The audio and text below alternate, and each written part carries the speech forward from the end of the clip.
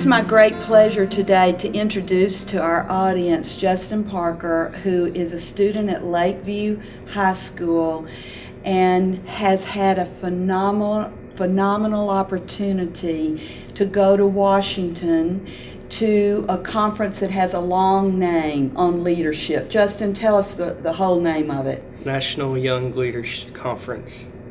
And Justin was nominated by his National Honor Society sponsor, and it's quite a packet of demonstrating, giving proof of your leadership, your character, your integrity.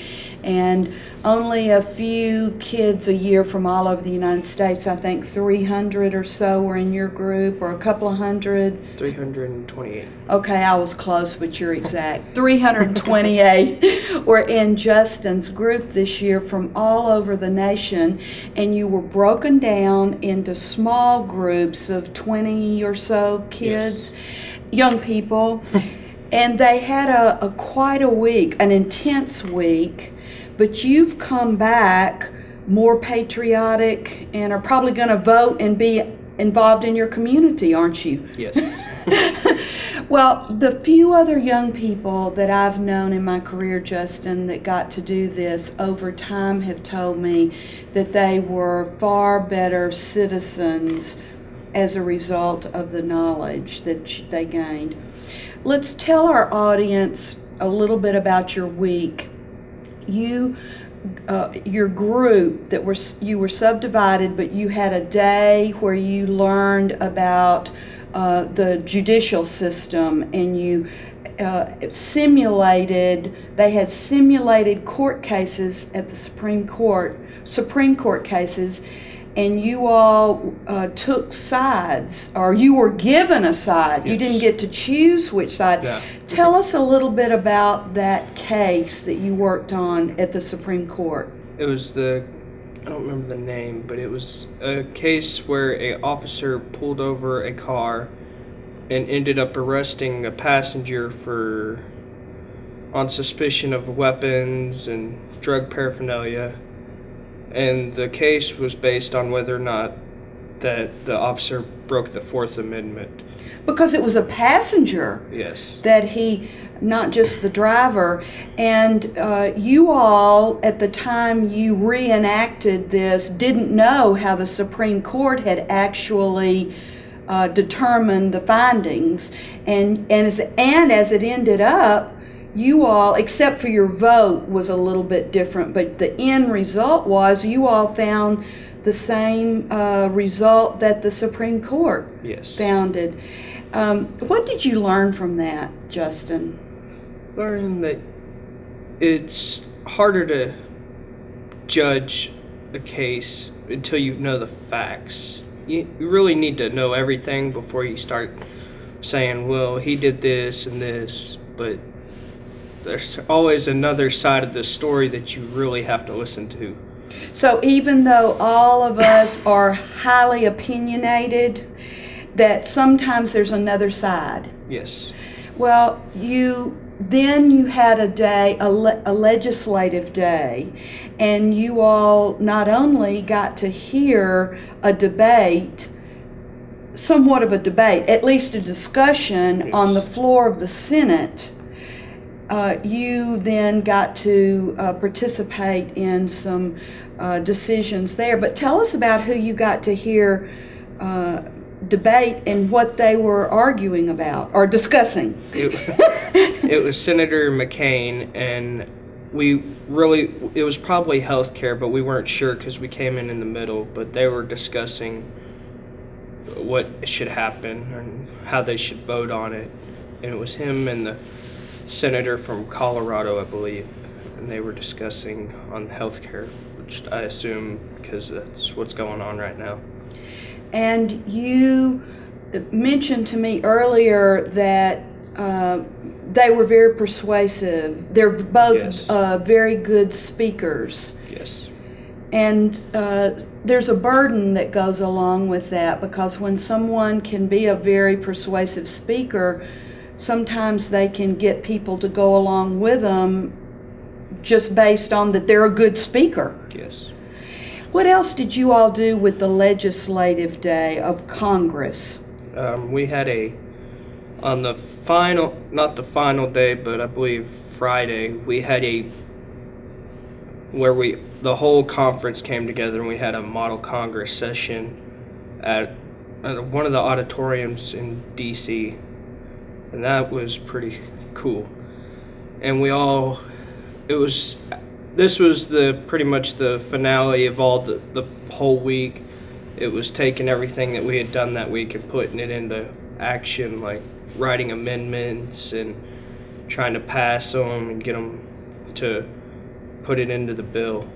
And throughout the week, each of you were handed a card, whether it was with the judicial branch, with the Supreme Court, or the legislative, or when you got to, on another day, the president and his advisors or his cabinet, you were given roles to play, and you didn't get to decide, I want to be a certain senator or a certain judge or on a certain side of an issue. You were assigned it, which takes more effort when you can choose something you're passionate about.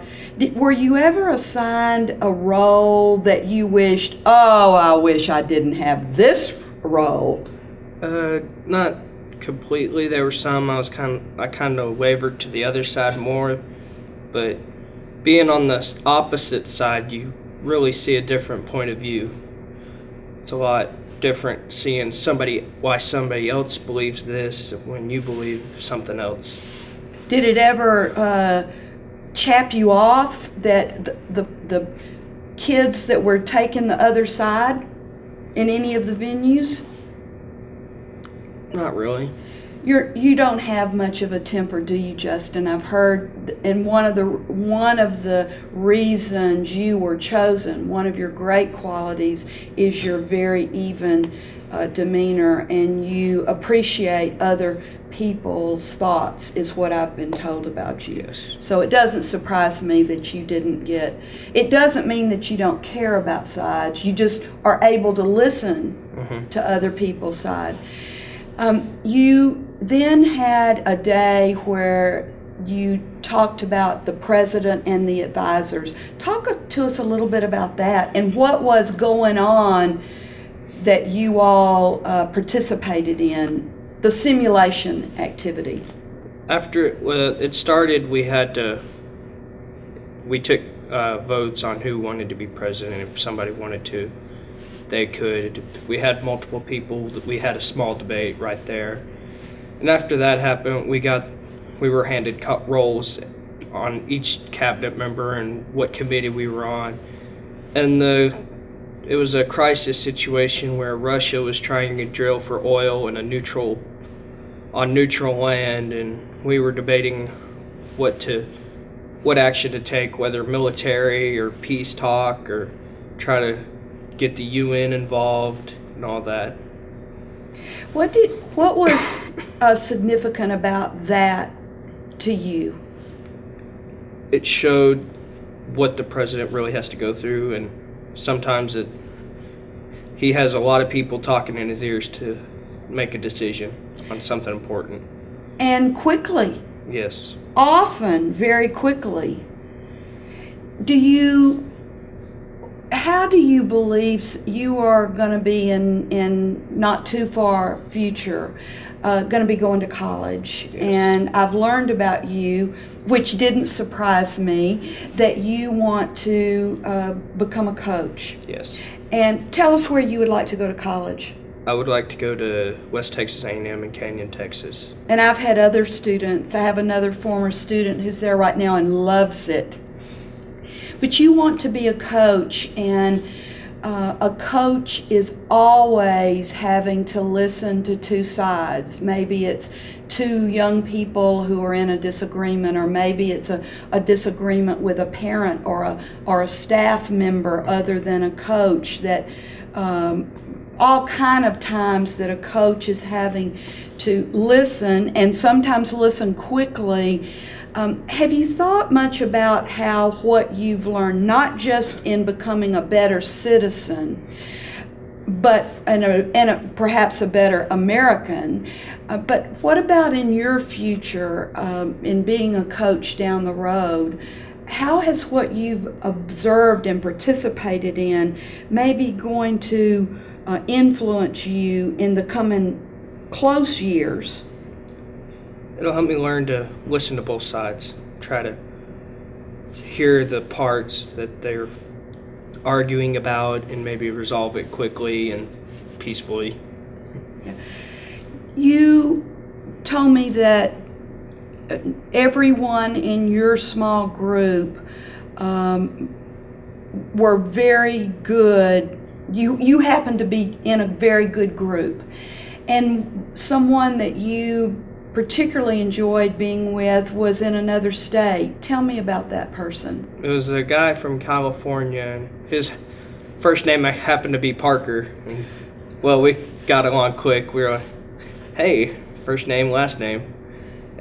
But he was a real cool guy, not your typical California guy that you would think of as a surfer, hippie or whatever. But he was real cool. We agreed on a lot of stuff. And you all learned to break down some misconceptions. You told me earlier that your preconceived notion of kids from California and his preconceived notions of young people from Texas, y'all got to see a little bit of difference there. It will impact you later on. It probably will, because go off, especially in college, people coming from everywhere, you won't be so, well, you're from this state, so you probably think this and all that. So you'll be a little more open to what they think. Because not all Texans are alike. Not all young people at Lakeview High School think alike on issues, do they? No. Probably not even in your home. Sometimes. Justin's family are all connected to schools. Tell us about your family, Justin. Both my parents are employed at Lakeview. My dad is a athletic trainer. My mother is a art teacher, and my oldest brother happens to be a coach/history teacher at Lincoln. Well, your whole family, because I know, have observed them during my 3 years. Your dad's one of the hardest workers I've ever seen, as athletic trainers are. Your mom provides some of the most beautiful artwork for our administration building. She's very talented. So what I know about you is that you've been brought up to be a hard worker. You've been brought up to be a team player. Yes. So now this experience that I would hope parents or young people watching this, if they get the opportunity to go to Washington, because it's expensive. Yes. But if they get that opportunity, it's well worth the sacrifice a family has to make, if they can, to pay for their young person to make. Because the few young people, as I've said, Justin, who've made it in years, as years go by, say, how often when something's going on in the world, or they'll see the news where the president right now is trying to decide, do I send an additional 40,000 troops to Afghanistan or not, and he's being pulled. You saw firsthand what that means to be pulled. Mm-hmm. And so I am so grateful you got this opportunity, and will enjoy hearing you down the road, whether it has had an impact on you in ways you cannot right now dream, that it'll come to you and help you be more open to other people. Justin, you're a delight and have really contributed to your community out at Lakeview, and we're going to know you're going to do great things as you go down the road. Thank you.